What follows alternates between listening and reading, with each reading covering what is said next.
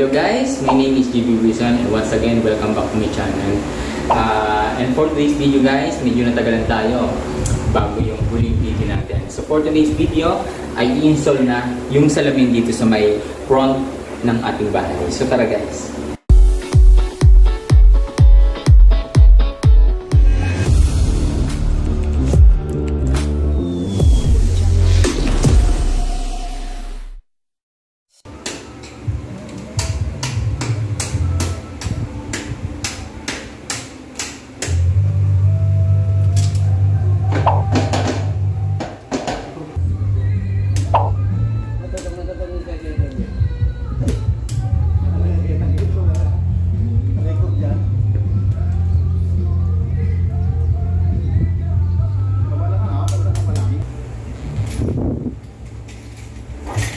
Nakablog ako makita sa vlog mo.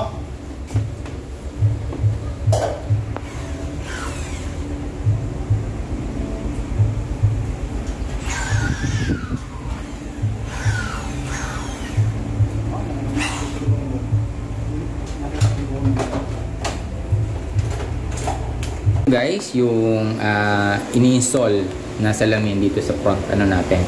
So mangyayari dito guys ay tinted na yung ipapalagay natin. So kung magtitindahan man tayo dito ay dito na lang sa magiging east area ng ating bahay. So mangyayari dyan, dito na lang ang magiging harap niya. So soon ipapakita ko din para yung ating area ay hindi naman tayo doon sa may kalsada magkakaroon ng transaksyon. So mapapanatili pa din yung ating magandang garden doon sa side na yon, at dito sa area natin na to ay magiging front ng ating tindahan o kung anumang office yung ating ilagay dito. So yun guys, so abangan nyo guys yun. Pero ito muna yung ipipresent natin for today's video. So guys, sama-sama nating tunghayan yung pag-install ng ating salamin sa front house natin. So maraming